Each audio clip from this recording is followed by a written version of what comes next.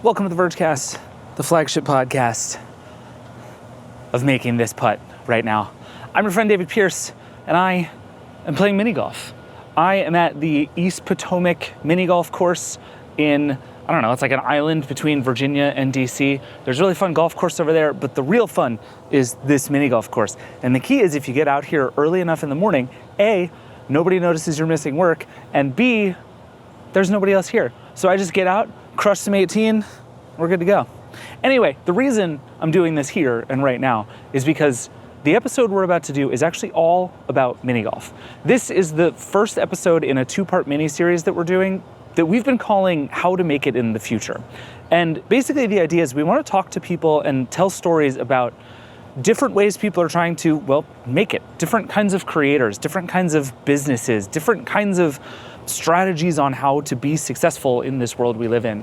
And for these two episodes, what we're going to talk about especially is content. People whose businesses make content and people for whom that content becomes their business. And then how you figure out how to make all of that make sense in a way that feels good and works well for you for a long time. Today's story, believe it or not, is about mini golf. So I figured this is work today. Let's give it a whirl. All right, we got a lot to get to, but first, we're gonna take a quick break. Then it's mini golf time. This is the Vergecast. We'll be right back. This episode is brought to you by AWS. With the power of AWS generative AI, teams can get relevant, fast answers to pressing questions and use data to drive real results. Power your business and generate real impact with the most experienced cloud. Welcome back. I'm sorry to say, I did not make the second putt. But alas, we carry on. Let's get into it. Our story today starts on September 4th of last year, also at a mini golf course. Doing our first ever mini golf tournament. 18 holes in here, holes 1 through 3. This is the beginning of a 2-minute and 43-second TikTok video of 3 dudes playing mini golf. The 3 are Steven and Danny Sinicki and their friend Matthew. Steven and Danny are twins, they're competitive golfers, and at the time, they had just recently graduated from the University of Wisconsin-Parkside. They all step up to the first hole. It's a pretty simple one of those ones that's a little wavy, but if you just hit it down the middle, you'll be fine. It's like the perfect first mini golf hole just to get you warmed up. Steven steps up and goes first. Nearly with a hole-in-one on the first hole. Then it's Matthew's turn. Matthew's tee shot. Off the wall. It's a good bounce, but not enough speed. And then it's Danny. My putt to take the lead on a good line. Lips out. Brutal. At the top of the screen, the whole time they're playing, there's a neon blue line of text that just says mini golf tournament. Underneath it, in like Microsoft Paint level graphics, it says each of the guys' names and updates the score underneath it after every hole. It's so low budget, it's kind of delightful, honestly. All the names are in different fonts and colors. They're not aligned at all. Danny's score in the middle is smaller on the screen for some reason. But there's something about it that just kind of works, and it's kind of riveting. On the second hole, Danny steps up and calls his shot that he's going to get a hole-in-one. And then he doesn't. The first 2 holes are both pretty straightforward mini golf holes, but then the guys play a third hole at this course underneath a waterfall and with a few posts in the way. Like imagine playing mini golf underneath a deck. That's kind of what this one looks like. And every time somebody hits their first shot, the camera, clearly a smartphone camera, just does that abrupt zoom to follow the ball. The camera is always behind the person in the tee box and then just sort of woof, zooms to follow the ball towards the hole.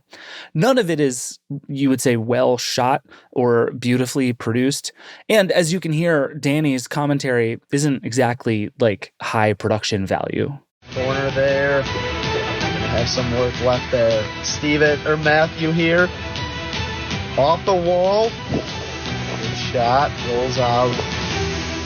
But it works, right? It really works for me. I really enjoy this video.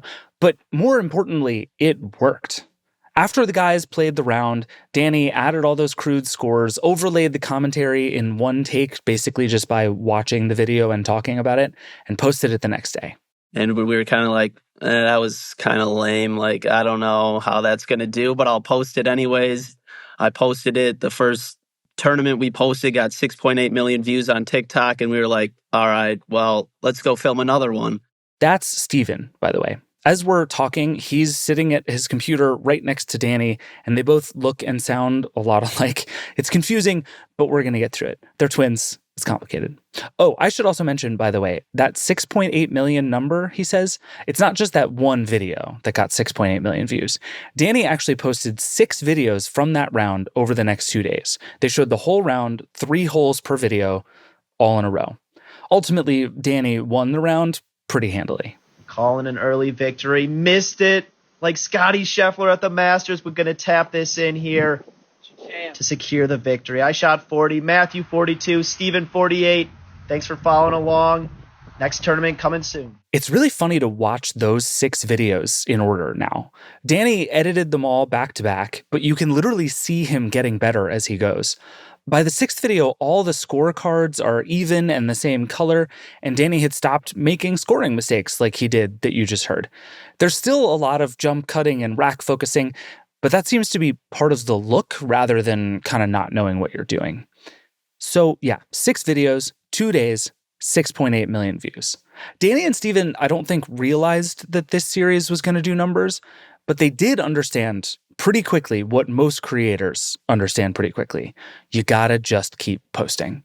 They'd been making golf content together for a while, Steven said, and they had been planning for a while to make some kind of career out of it. We started about 3.5 years ago, actually about 3 years ago now, and we were doing golf simulator stuff at our school when we were in college. We were kind of getting interested in social media. If you've ever seen a golf video on TikTok, you know roughly what those early videos look like. People hitting balls into a screen indoors, which simulates where they'd go on a real course, or playing an actual round of golf with the shot tracer and all that good stuff. Golf content is huge all around the internet, and the Sinickys are good golfers, but in like a relatable way. So it certainly seems plausible that they could have pulled it off. Danny even had one video of his regular golf game go slightly viral. I had posted one video of me golfing in high school that my high school golf coach took, and it started getting a bunch of views overnight. And I showed Steven, I was like, look at this. And we were like, wow, like what can we do to expand? So we started off with doing our golf stuff. Did you think on that first video, like, oh, I'm going to post this and a lot of people are going to watch it because a lot of people like golf content? Like what? I feel like that I would not personally have guessed that like I posted a random video from my high school golf career is like how you launch a social media universe. But maybe I'm wrong. Like, did you have high ambitions when you posted that first video? Well, I probably posted about 25 videos before and nothing did that well. Okay. So I didn't think anything different of this post, although it was a little bit cooler of a post. There were a lot of people in the background watching. I made a putt. So I didn't think anything was going to do well with it. But when I woke up the next morning and it had a bunch of views, I was like, wow, maybe we found something. But we didn't have many more clips to post from high school because we were in college. And so it kind of just took off from there. And then we started doing our live streaming on TikTok. And we were kind of thinking we enjoyed live streaming, but we wanted to find a way that we could just be content creators. Other than a couple of those little pops and the sort of consistent live streaming stuff, the golf content wasn't exactly exploding for the guys. You won't know this if you don't care about golf, but there are a lot of golf creators out there. And increasingly, like the pros are becoming creators themselves. Hey guys, this is Bryson DeChambeau, and welcome back to my channel. That right there is Bryson DeChambeau, who is one of the best pros and most famous golfers on earth right now. And he has used YouTube in part to totally rehab his image as a pro. He's actually become hugely popular on YouTube and TikTok, playing golf with creators, with other pros, with Donald Trump. Honestly, we could do a whole episode about his arc as a creator, and maybe we should. It's kind of a fun idea. But anyway, the point is the golf space is extremely competitive and full, honestly. The mini golf space, less so. So maybe it's not surprising that it was the mini golf videos that first popped for the Sinickys. But the thing is, after a few years of making videos, trying to find the thing, having a big hit feels pretty great, even when it's not the one you expected.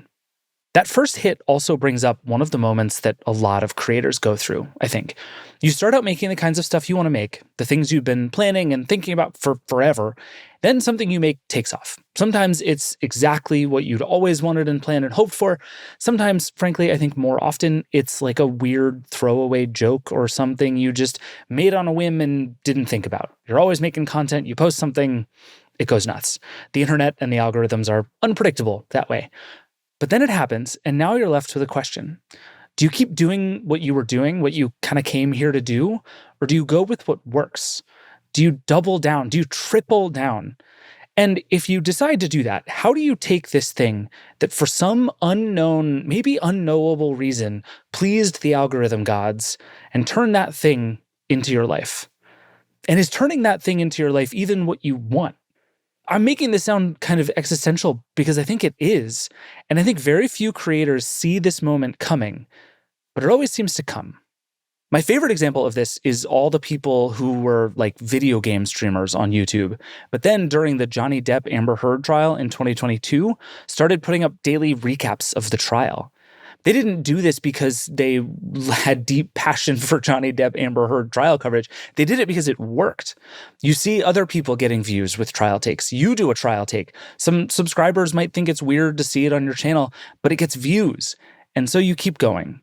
And at some point you have to look at yourself and say, okay, am I a video game streamer or am I a much more successful court reporter?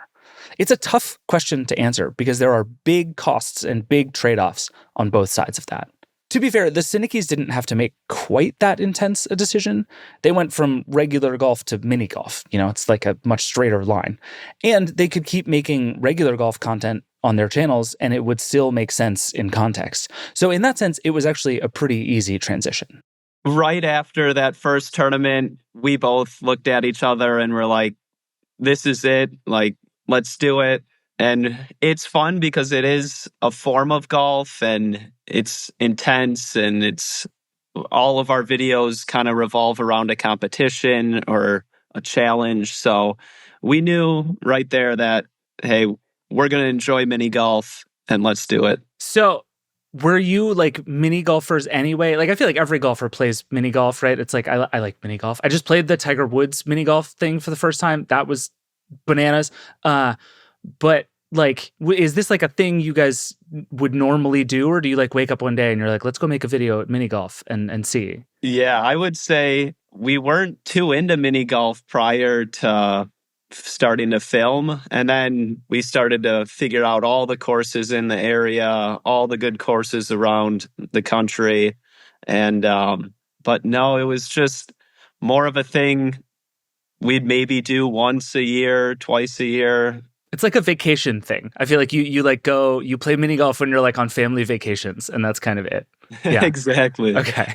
So yeah, no, it wasn't what we thought, but we wanted to try something new because it's always nice to give your viewers something fresh or something new. So we tried it and it turned out to be our niche. And it's also more competitive than golf. I would say some of the people that we play mini golf with don't really have a chance against us in golf, but in mini golf, it's a lot more competitive and anybody can win.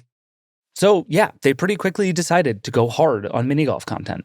They did and do still make a lot of regular golf content too, but they knew immediately that people loved watching mini golf. So they filmed another round, posted it, got views, filmed another, posted it, got views. Theory proven, kind of. But then, this is another moment you get to as a creator, where you have to figure out not just whether to keep doing the thing that got views, but why it got views in the first place. That requires understanding at a deep and specific level, and a replicable level, for that matter, what makes something work on the internet. And that is really, really hard to do. Like, if you were to try and explain why this video... Go crazy every time. Oh, you gotta give him that hawk too and spit on that thing. became the hottest thing on the internet in many years and tried to back that into a formula that you could repeat again, I bet you couldn't do it. I really do. I don't think you could do it. I mean, the video's funny, but there are a lot of funny things out there. And would you have guessed, frankly, the first time that you saw this video, that Haley Welch, the Haktua girl herself, would now have a giant hit podcast and still be famous all these months later? If you would have, call me. I have lots of questions for you. The difference between getting it right and getting it wrong in those moments when you're taking off is the difference between being a meme forever and being a celebrity forever. People will either know you as the name of your meme, like you're the scumbag Steve guy or the kombucha girl, or the meme just becomes part of the story of how you became like Lil Nas X. It can go one way or the other, and there's not that much wiggle room between. But figuring out why people liked your videos is hard, even when it's just three guys playing mini golf. It can be tempting in a lot of ways to not think about it and just kind of keep doing what you're doing and trust that it'll keep working. But eventually you do have to try and sit down and figure out, what are we doing that works? I asked the guys about this, and Danny said he has a theory. I think that just like how the video was produced, it could have just been a video of us mini golfing with no voiceover or anything on top of it, just us hitting a ball. But I think what added to it was the voiceovers kind of making you feel like you're there, like something's on the line. This is super intense. Just it really adds a lot to the videos. So I don't know 100% what it was. I mean, it wasn't anything crazy. It wasn't a special tournament. Nothing insane happened. But I think just the voiceover kind of brings people in and really makes them understand what's kind of going on in the videos. And also having every shot recorded clearly. You see every putt, where it ends up. So it's not like, oh, he's maybe cheating or this isn't legit. So I think just the way that it was produced and kind of edited with clear scores on top and to see where everybody stands and who's going to win was thrilling to viewers. Steven also has a theory. Right now, I would say our bracket style tournaments are sort of our best performing. I think head-to-head matches are something that a lot of viewers like. So we try to post those at the start of a month in hopes that they perform the best. And Danny actually has another theory. If someone makes a hole-in-one at the start of a video and someone else's ball isn't on the screen, I'll try to put that first. Maybe I like to think that a hole-in-one sometimes brings the viewers in a little bit more and might help the algorithm.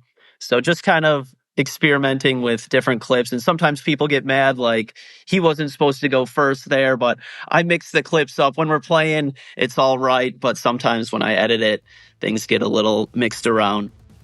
Whatever it was in that video, whether it was the way it was produced or the way the tournament was put together or the way the scoreboard looked, it worked. So the guys kept doing it, more and more and more of it all the time. And it kept working. We'll talk about what that looks like. And I also have a theory on why it all worked as well as it did. But first we have to take a break. We'll be right back. This episode is brought to you by AWS. With the power of AWS generative AI, teams can get relevant, fast answers to pressing questions and use data to drive real results. Power your business and generate real impact with the most experienced cloud. All right, we're back. Here's my theory about why mini golf works on social media. The voiceover is certainly part of it. The cool shots, sure. But I am also convinced that mini golf is like the perfect spectator sport for the social media world. It's a game most people have played, and it's not super difficult, so you're immediately watching someone else do something that you can kind of do too, which makes it more relatable. It's also really easy to capture in a compelling way, which I think is really important. You just stand behind the tee box and you can almost always see the hole. The twists and turns and walls and everything, it's all right there in frame. Every shot is dramatic because every shot on a mini golf course, in theory, has a chance of going in. Mini golf is both endlessly repeatable and never exactly the same way twice. I honestly think if you were going to create a sport in a lab that is perfect, For TikTok and vertical phone screens and quick scrolling and 3 minutes at a time, I think you'd come up with something shockingly close to mini golf. Especially mini golf the way the Sinickies play it at Big Putts, which is their local course in Greenfield, Wisconsin. Every hole there seems to be visual in an unusual way. On one, you have to hit the ball through a half pipe with skateboards in the middle as obstacles. There's another one where there's a loop that you have to smash the ball through, and that loop is made out of a huge truck tire, which is really cool. One hole makes you hit the ball through 2 different sets of bowling pin obstacles, and the hole is in the middle of all the bowling pins. I've never played a course like that, or that course for that matter, but it's really fun to watch this course. And I find myself sitting there thinking about where I would hit the ball to try and get the angle just right. It's not like the NBA or the NFL, where you're essentially watching another species play the game. I can play mini golf. I can totally get a hole in one. I could beat those guys. That last part, by the way, I think matters a lot. Both Danny and Steven told me that they get a lot of comments from people basically trash talking about how they could beat them on a course, which is part of what keeps it fun and exciting. People being too good at things might be bad content. The more I think about it and the more I watch, the more it actually doesn't surprise me at all that mini golf would work on social. It is fundamentally a vertical screen game. Anyway, that's all really easy for me to say in retrospect, having watched a year of this content now, right? When the Sinickies first posted their mini golf tournament to TikTok, they definitely didn't think it was going to be huge. The best evidence I have for that, by the way, is that they posted it on Danny's personal channel, not their more official Twin Tour golf channel. But also maybe because they assumed it wasn't going to do well and they didn't want to cause any problems for the main channel. Uploading videos that don't work is death. But it did do well. And suddenly, the @DannySinicki account became synonymous with Twin Tour Golf and with this huge increase in views for mini golf. Steven swears he's not jealous that it's Danny's name on the channel, but I don't think I believe him. Anyway, at first it was just Danny's TikTok doing all these mini golf numbers, but the guys took this whole thing cross-platform pretty fast. So when we saw Danny's account kind of taking off, we were like, wow. And then we weren't posting that on Instagram, YouTube, Facebook. We weren't posting it right away. And I'd say it was about 3 weeks after that first tournament when we were like, we got to start putting this on all the other platforms to help those grow as well. So then we started putting it onto Instagram, doing long form videos on YouTube. And then we started to get monetized on YouTube and it really started to pick up. So just pushing our content onto all platforms was our next step after about 3 weeks of seeing the numbers that Danny's TikTok was doing. Now, Steven says the goal is to post roughly 20 videos a day across all platforms. They aim for 3 TikToks a day, lots of posts on Instagram, Facebook, and the rest, and 28 long-form YouTube videos a month. 28. And in putting out all of this stuff, they've sort of, by accident, built a whole system for trying new things, seeing what works, testing algorithms, and relentlessly optimizing their whole content operation all the time. What's so fun about our YouTube page is people watch whatever content we put on there. So just kind of experimenting with some new challenges, some new style of videos, but continuing the mini golf seasons and everything on TikTok, short form content, and just being able to experiment with new ideas. And we also have Steven's page for if we want to implement new challenges, mini golf challenges. We can post them on his account without getting in the way of all the mini golf tournaments. We've just seen too much success with it to change it up. So it's nice to have multiple accounts. My account just continuing to be the tournaments and then experimenting on other platforms. And then also this winter, unfortunately in Wisconsin, it gets cold and courses close. So we'll travel. It's like what we did last year. We found spots where we could go mini golf. So we'll definitely be doing some travel. We have some courses that we want to hit in like Myrtle Beach is like the mini golf capital. So just traveling around and continuing to get our content over the winter. And then we always have the indoor course by us as a backup and a course that I'm sure we'll be at quite a bit this winter. That's such an interesting description of the whole social media world, isn't it? YouTube is the place where people are able to most closely connect with the channels they like. So if you're a creator, you have fans, and they'll see and watch the things that you publish. Everything else, everywhere else, is mostly just about playing the games of the algorithm. But if you play the games and lose them on your main channel, you could end up in real trouble. So you have to build a whole pipeline that eventually lands the best stuff and only the best stuff on your most important platform. And for the Sinickies, that most important platform, at least when it comes to the mini golf, is TikTok. Really, everything just gets posted to TikTok first, and then Steven will take it from TikTok, throw it onto Instagram, and then when we do post it on YouTube, it's a fresh voiceover. It's a new voiceover. So it's pretty similar, but maybe a few different talking points for our YouTube viewers. But really, it just kind of gets posted all the same to all different platforms. And it's interesting to see how each one grows. Sometimes a video on Instagram will go viral, but it won't go viral on TikTok. But sometimes, usually we see the same thing. If a video does well on TikTok, it most likely performs well on Instagram. And then YouTube is just pretty consistent. We're continuing to grow our YouTube page, and we're starting to see more success with it as we go. Okay. Have you developed a pretty good theory of what's going to work and what doesn't? Like when you post something, can you usually predict whether it's going to hit big or not?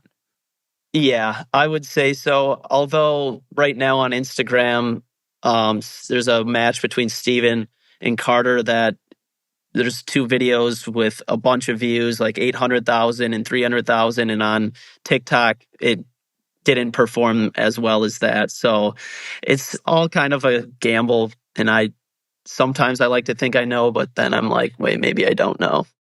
Carter is another new entrant to the Twin Tour universe. He won a tournament the guys threw for some fans who wanted to play with the Twin Tour guys. Like I said, people like talking trash to Steven and Danny and telling them that they're better, so they gave him a chance to be better.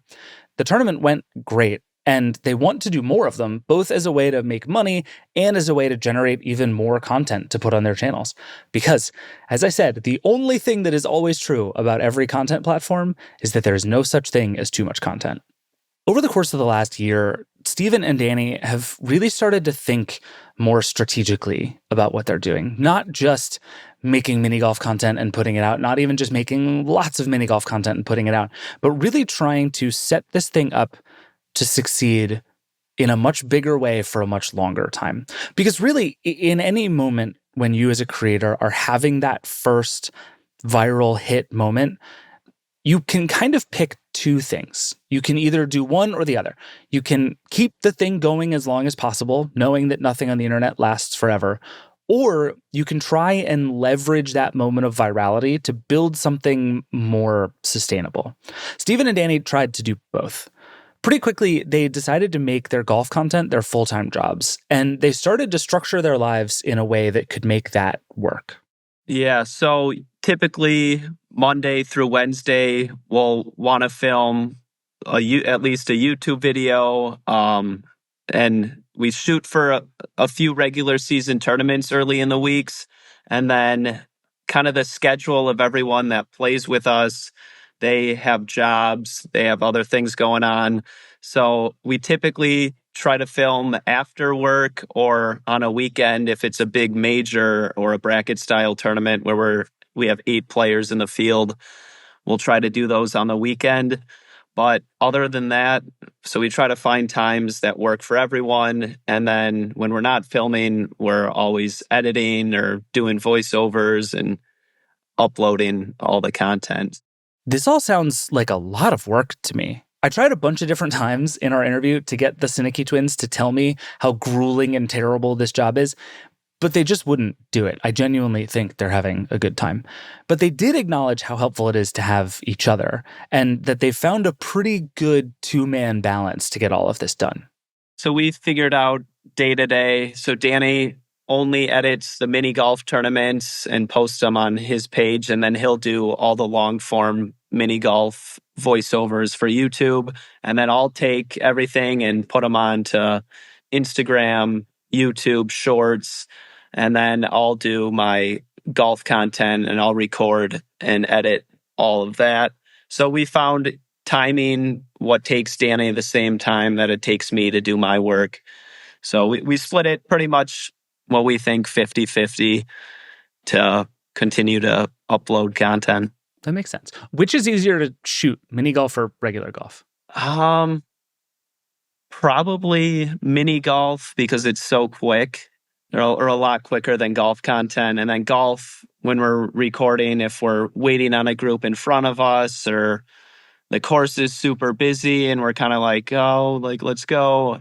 It somewhat gets stressful, but that's why we always find times when it's not going to be busy. So we always film during the week when we can, especially golf content. We'll never film on a weekend when everyone's out there. Danny is really the one in charge of the mini golf TikToks, which are currently the centerpiece of the whole operation. And over the last year, he and Steven have been thinking a lot about how to improve the way they film the tournaments too. So every clip we've filmed since September 4th of last year has been done by either Danny or I. We film all the mini golf tournaments, passing the phone back and forth to record.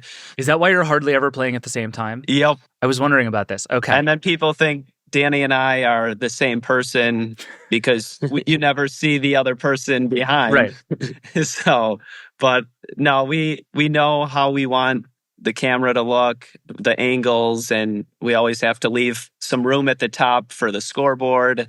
So just making sure everything is recorded how we want it. How do you want it to just like sort of describe as best you can what you want that to look like? Yeah, so we want the ball in the middle of the screen when it's rolling and never too far down so the scoreboard covers the hole and you can't see a shot or something. So, and always, we'll just have our angles, and we know from playing courses what angle to start the hole on if you're behind the hole, behind the player, at the halfway point of the hole, just so we don't miss anything at all. So, and also just make sure the ball never goes out of frame. Yeah, what do you ever like sneakily retake a shot if you're like, oh, I missed it, I didn't move the camera fast enough, like hit that one again? Like there's been a time where you think it might be recording, someone hits a shot, and then you realize it's not recording, and we'll go grab the ball. So it's like, hey, it would have ended up here. It's like, no, we don't know where it would have stopped. But we hardly, now that we've been doing it for over a year, run into many issues. Mm-hmm. Would you ever like, is there a next level up? Like you could, go out and get a person with like a fancy camera and a steady cam to be like running after you as you go down the course. Like, is that, would that help? Is that even a thing you would want to do? I think for our YouTube content, possibly for filming horizontally, I think maybe someday we'll upgrade to a camera. But with how much content we're pumping out, the phone, and just being able to edit on my phone, export it from my phone up to YouTube, TikTok, whatever, it's just everything's so quick. It saves time. So right now, and I think the iPhone camera is unbeatable. I've started to believe that, especially on social, like Instagram and TikTok, that actually there is such a thing as like it can look too good, and it feels weird when you see something that is like clearly professionally shot on TikTok. You're like, why'd you try so hard? Like just shoot it on your phone, it'll be fine. Yeah. Yeah, so we did use the camera a little bit before we started mini golf for our long form YouTube videos, but now just Danny believes in the iPhone, and he's got me to believe that it's our best option, especially for the short form content, like you said, with just having a normal phone video for a TikTok rather than very high quality, something that looks out of place on the short form apps. Danny really does do the whole thing on his phone. All the editing, the voiceover, the scoreboards, it all just happens in the CapCut app. And Danny has developed a very specific way of doing everything, especially his commentary. Every voiceover is really, at this point, I try to do them in one take, just kind of keep it natural, what I'm thinking, what I'm seeing, and not trying to make it perfect. It could be there for hours and hours with how much content we post. It's just really, I try to do it in one take. I'll probably mess up one every 3, but then I'll just go back, undo something, and start from there. So it's fun trying to do them in one take. And I know that Danny does read a lot of the comments, so he'll get ideas from what people are commenting or stuff like that to implement in his voiceover. What's one you've added? Do you have like a new catchphrase you're workshopping right now? I honestly, it's not, there's nothing really stirring right now, No. but before, what was popular and still is Bella's pumped up. I don't know how I thought about that, but she doesn't look pumped up, but she is pumped up. Bella, by the way, is Steven's fiance and is one of the main recurring characters in these tournaments.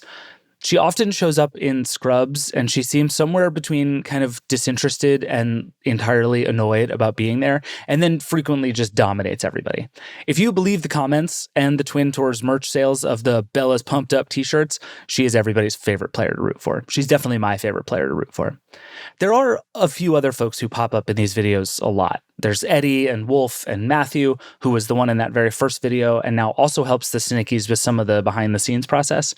And if you watch long enough, you can actually see in the comments people picking their favorites and each player actually developing their own character in the series.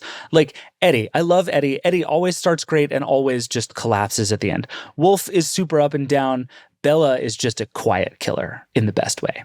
These people are now part of the Twin Tour golf universe in a way that is, I think, increasingly strategic. And it is designed to make sure that this thing can last. Making that thing last, by the way, is the whole game now. More on that coming right after this break. We'll be right back. This episode is brought to you by AWS. With the power of AWS generative AI, teams can get relevant, fast answers to pressing questions and use data to drive real results.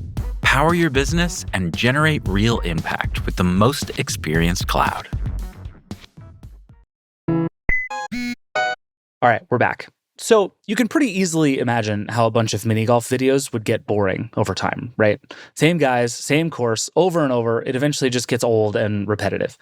There's a reason you see creators of almost any kind start to do wild challenges or bring on celebrity guests or just pivot completely. There are usually only so many ways to do a thing until you need a new thing to do. Danny and Steven Sinicki, the Twin Tour golf guys, are only a year into making mini golf content, so maybe they'll eventually have to resort to gimmicks and celebrity guests over time. But for now, their plan is to add a lot of structure to their mini golf world in the hopes of turning it into something that you watch and follow much more like a sport. And in the hopes, frankly, that it becomes a total never-ending content machine. Steven and I, we pretty much play in almost every tournament, but really who's ever available when we're looking to film, we'll film with about 6 to 8 regular season tournaments. And if you get a win, you get your invite to the major.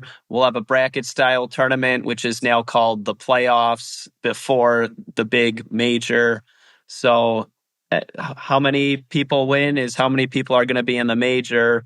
And then we also added player of the year points. So you'll get 2 player of the year points if you win a bracket style tournament in the playoffs.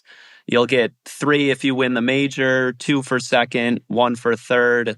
And then we pile up all the player of the year points for the whole year, which runs from September to September now. So we're through 1 year. Danny was player of the year in year 1. He had the most points. And then Feels like cheating. Give yourself player of the year. I don't know. But now it all reset and we just are in our first season of the new year. There's a really delicate content balance in there. They're trying to both keep viewers hooked and make them want to watch the next one, but also to get new viewers interested. On TikTok in particular, you're not going to land on the first one of these. You're just going to find a random 3 holes of a random tournament, and that has to be captivating too. So for the Twin Tour guys, the whole system resets every month, and they're always looking to add new players to freshen things up. But there is still that big annual payoff, which genuinely does feel like a real capstone if you've been watching all their videos all year. The guys didn't want to tell me exactly how much money they're making from all the stuff they're posting now, except to say that it is working as their full-time job. Most of the money that they're making comes from monetizing directly on the platforms. That means ad splits on YouTube, creator funds on TikTok, that sort of thing. That works to a point, but as you get bigger, and I think especially as you realize how finicky those platforms can be and how dangerous it can be to depend on them for your entire livelihood, everybody ends up wanting to diversify. So far, one of the coolest things that I've seen from the Twin Tour Golf guys is that they've found one very clever way to bring some new money in. They started asking people to Venmo them money to contribute to a prize for each tournament winner. It happened last winter. We were traveling a lot and it was getting expensive, and it was kind of a thought that came by. If we do a full season, we're putting in hard work, and if you win, and if you're a viewer and you enjoy the content, maybe you've watched the entire season so far, you're like, wow, thanks for the entertainment. I appreciate you guys. You guys help me on my lunch break. You guys get me through my day. Whatever it is, they send some money in, and it kind of gives us something to play for, but also rewards those that play well and helps cover costs of travel for these people that come with us and whatnot. So it's really kind of just a tip, like a thank you for the entertainment. And then it also helps And it does on our end. It puts a lot of pressure on it, knowing, hey, I'm playing for this, and if I play well, it's mine, or if I don't play well, it's kind of going to hurt. Yeah, it's kind of a lot of money for a round of mini golf in some of these. Yeah. Oh, it's pretty cool. And kind of wanted it to make it feel like a true tour, like the PGA Tour. They have all the money for the players. So kind of just making it a tour feel and competitive, and something's on the line. It's a good way to get the players paid, and since Danny and Steven win a lot, it gets them paid too. But it also feels different than them just being like, pay $5 a month to access all of our content. It makes fans feel involved, like they're sponsors of the event, and it makes them feel like they're directly contributing to the game itself and not just to some business entity somewhere. So far, it's not a lot of money. I've seen the purse so far as high as like $1,700, which is not pro athlete money, but to be fair, is kind of a lot to win for a round of mini golf. The fan tournaments and the Venmos will help, but ultimately the Twin Tour guys do want to do the typical brand deals. But those are easier to do in regular golf than in mini golf. Like, every golf creator eventually gets sponsored by a big golf brand. There's a whole path there. But I'm not sure who the big name in mini golf is, you know? Plus, at some point, every sufficiently big creator becomes a product person. You put your name on a makeup line or an energy drink or a weird Lunchable competitor or gadget accessories or your own golf bag. I'm not sure what that thing is here, but I do have some ideas. Is the next step like the Twin Tour mini golf putter? That would be pretty cool. I feel like a lot of people, if you go mini golfing, you're just using the putters there. So maybe a custom putter for people, but we haven't really thought much about it yet. Would you want to design a course? We have talked about that, and Big Putts, the course that we play, has talked about opening up another location. So potentially partnering with them, and they've given us freedom to design holes, and from all the courses we've played, figure out what we like, what hole we would want to see there. But it would be a fun thing to set up our own mini golf course someday and have it somewhere we can film content whenever, and not just filming content, but promoting our own business, our own course. So it's definitely something we've been thinking about, and maybe someday we will do. What is the like ideal hole for great content mini golf as far as you guys are concerned? Like, what does it need? What has to happen? I think for performance on social media, I think something that kind of takes some time to get down to the hole while also having a smooth green. So something that kind of takes maybe about 8 seconds to see whether or not it's going to be online, if it has a chance to go in for a hole in one.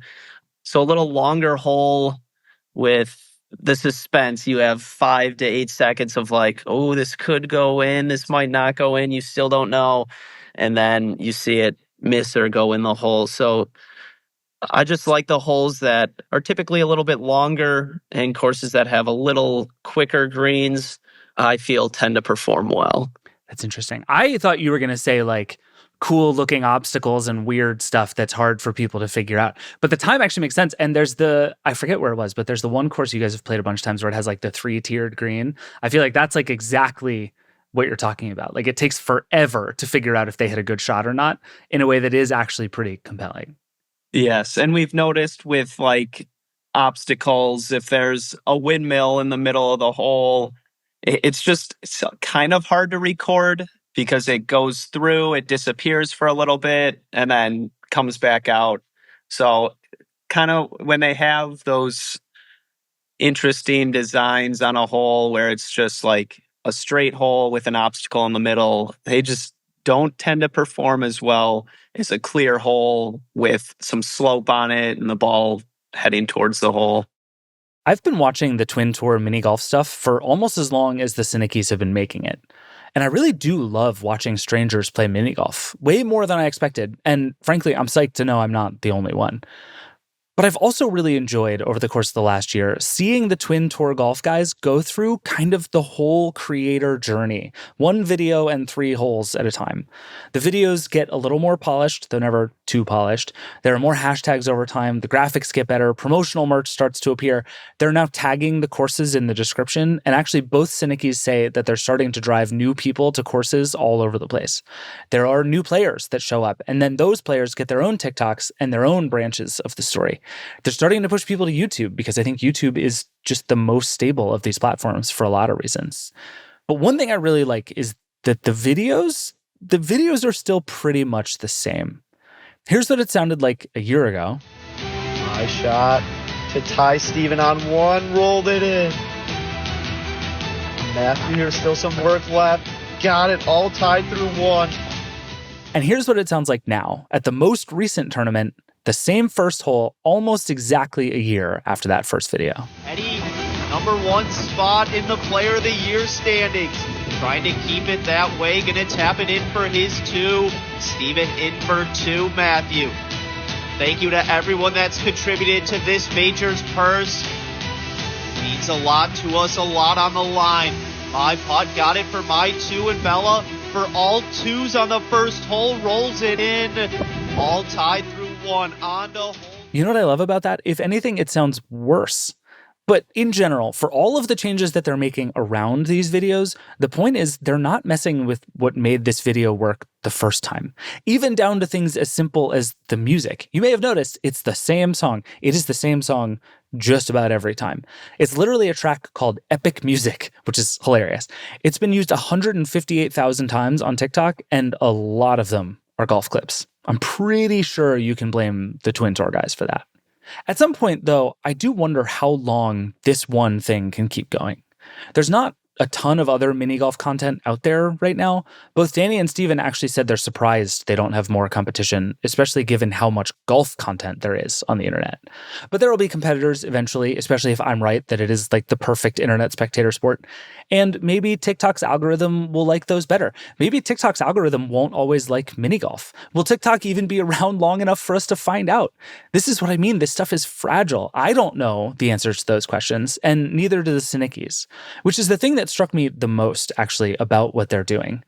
They don't really seem to be super tied to the idea that they are like mini golf content guys. They're really invested in doing this as long as it works. But I got the sense over and over that this is all just an excuse to play golf with their friends. And honestly, I kind of love that. We talk a lot on this show and everywhere about the biggest creators on the internet, the ones starting giant production companies and hiring tons of people and making millions of dollars and becoming A-list celebrities. But the Twin Tour guys seem to be happy just being a small business, like a lifestyle business instead of a unicorn startup. They're playing a sport they like, they're hanging with their friends, and they're paying the bills in the process. They have some plans to grow and expand and do more stuff, but maybe that's enough. The one thing I do wonder is if turning golf into content is making them worse golfers. And it turns out Steven wonders about that too. The other day we went out and golfed and played really well. And then yesterday we went and played and recorded, and we didn't do too well compared to the time when we weren't recording. But then he thought about it and he said he figured it's probably okay. Missing stupid putts is pretty good content. All right, that's it for the Vergecast today. Thank you to Steven and Danny for being on the show, and thank you, as always, for listening. As always, if you have thoughts, feelings, questions, or sick mini golf courses that we should go to for official Vergecast business, you can always email us at vergecast@theverge.com or call the hotline 866-VERGE11. We love hearing from you. Send us all your thoughts and questions. This show is produced by Liam James, Will Poor, and Eric Gomez. The Vergecast is a Verge production and part of the Vox Media Podcast Network. We'll be back with our regularly scheduled Vergecast on Tuesday and Friday. We have a really fun show coming up on Tuesday and so much news to get to on Friday. We'll see you then. Rock and roll.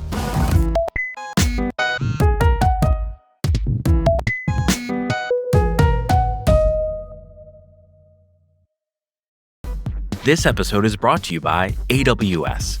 With the power of AWS generative AI, teams can get relevant, fast answers to pressing questions and use data to drive real results. Power your business and generate real impact with the most experienced cloud.